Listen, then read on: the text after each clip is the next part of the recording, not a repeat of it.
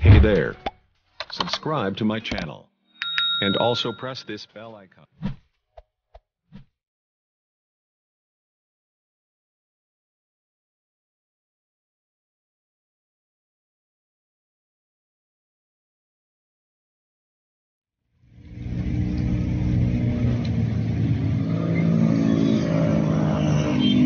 Magandang araw to all my kababayan, Luzon, Visayas at Mindanao, maging mga kababayan natin dyan sa lahat ng panig ng mundo sa abroad.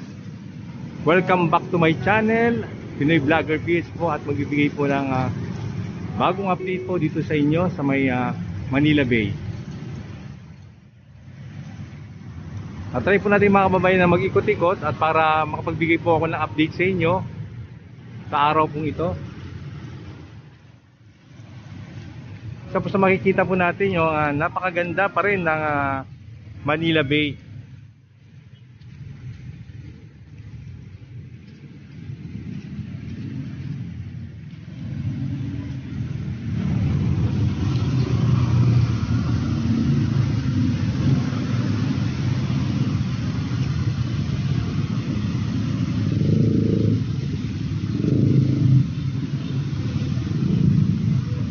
Okay mga kababayan, at maglalakad-lakad po tayo hanggang sa may bandang unahan upang makita po natin kung ano pong makikita nating update ngayon itong araw na ito.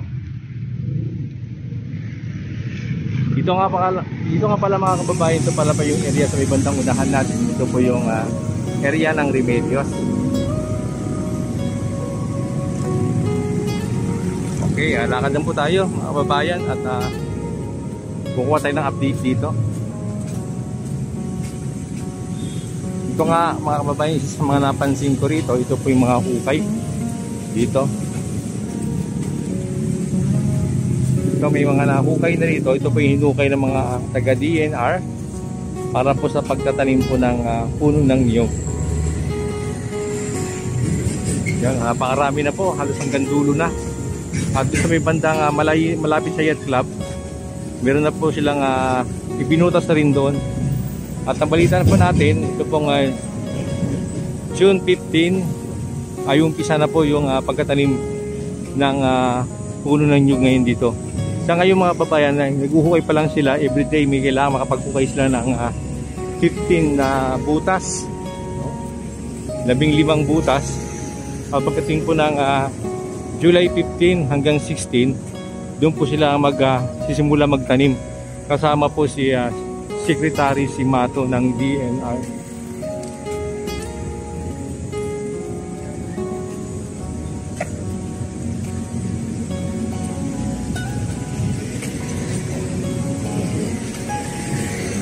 Pasok lang po tayo dito.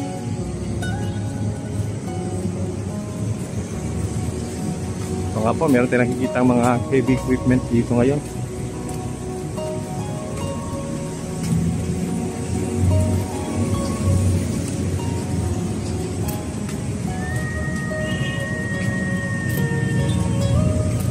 Yung gamalitan natin mga kababayan, no?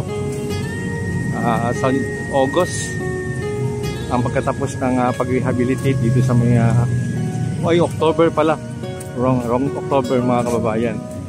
Balita po natin, ito po yung pagkatapos ng pag-rehabilitate ng Manila Bay.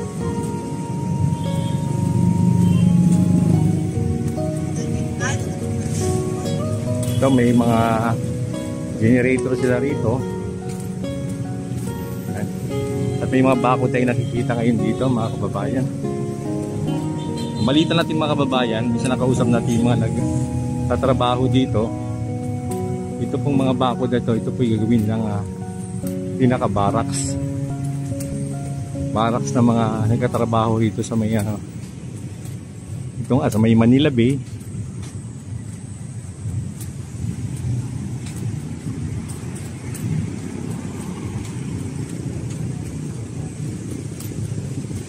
Yung mahaba-haba yung binakura nila. Dito makalaki talaga yung barracks nila. Parang laki naman natang haba. Sa may bandang unahan, meron ng lakpan nila ng yero na. At meron silang niligay na gate.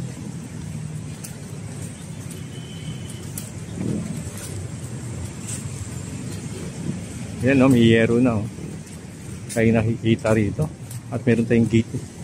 Nakikita sa may bandang unahan. Galing din siya kanina sa may area ng Paura. Yung pinaka-barracks sila doon.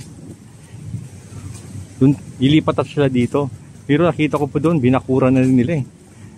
Umpisa sa may ginagawang CR.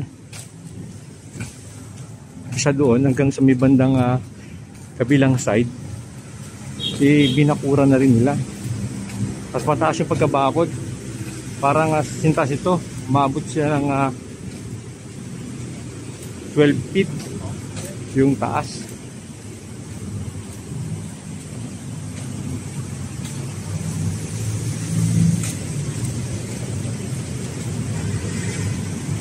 Ito nga po, ilipin lang po natin ha.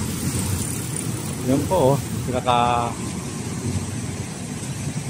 ginawa nilang pinaka gate dito. Pilipinas sa may kabilang side dito mga kababayan ha.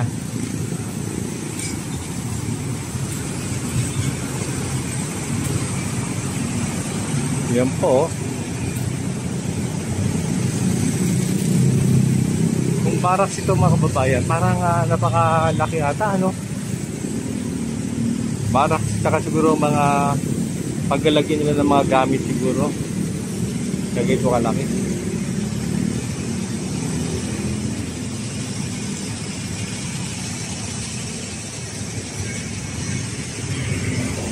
Okay, silip tayo mga kababayan sa may dalampasigan. Silisin po natin yung ano, yung itong karagatan dito sa may lugar na to.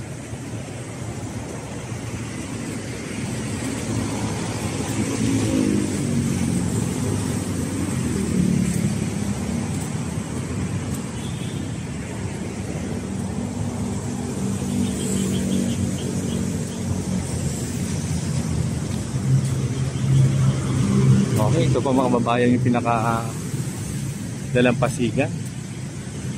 Wow, ganda, no?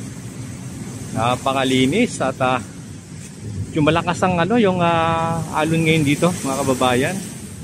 Susum lang natin para makita po natin yung pinaka ano. Yan, no? Diba? Wow. Beautiful Manila Bay. Yan, ito po yung bagong Manila Bay, mga kababayan. Napakaganda. Amazing, amazing talaga. Ayan o. Yun.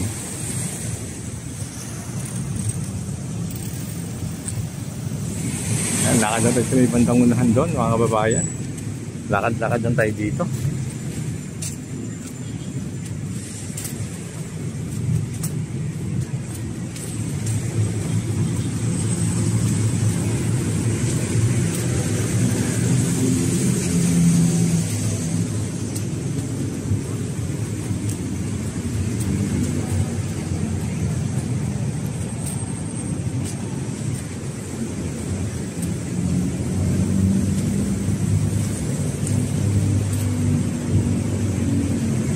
Ngayon dito po tayo sa may ibabo para makita po natin talaga yung pinaka ano. Zoom lang natin mga kababayan ha, para makita lang natin talaga yung pinaka loob. Kasi dito tayo makalapit sa may bandang unahan eh. Kaya tayo palapitin eh, kaya dito tayo mag-zoom lang tayo. Abot naman ang ating camera nang zoom natin itong lugar na to. Ayan. Ang ganda mga kababayan. Napakaganda talaga. Wow.